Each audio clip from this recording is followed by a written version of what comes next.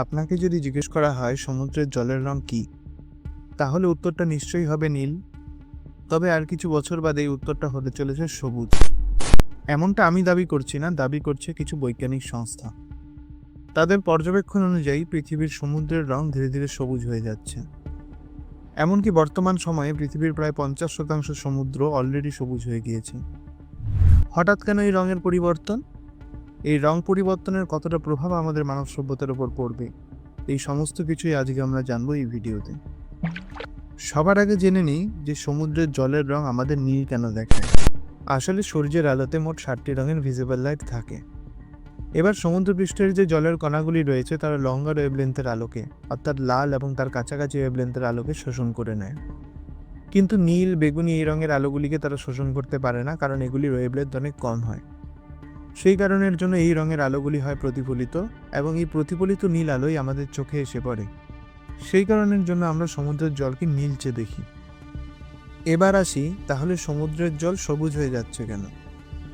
2020 সালের বার্ষিক জলবায়ু রিপোর্ট অনুসারে 1850 সাল থেকে পৃথিবীর উষ্ণতা বৃদ্ধি পাচ্ছে প্রতি দশকে প্রায় 0.06 ডিগ্রি সেলসিয়াস হিসেবে, এবং বর্তমান সময়ে তাপমাত্রা বৃদ্ধির হার বেড়ে দাঁড়িয়েছে 0.20 ডিগ্রি সেলসিয়াস। বিজ্ঞানীদের মতে এই তাপমাত্রা বৃদ্ধির ফলেই সমুদ্রে অবস্থিত প্ল্যাঙ্কটনদের সংখ্যা বৃদ্ধি পাচ্ছে দ্রুত হারে। এবার প্ল্যাঙ্কটনের ভেতরে রয়েছে ক্লোরোফিল, যার ফলেই নাকি সমুদ্রের জল সবুজ হয়ে যাচ্ছে।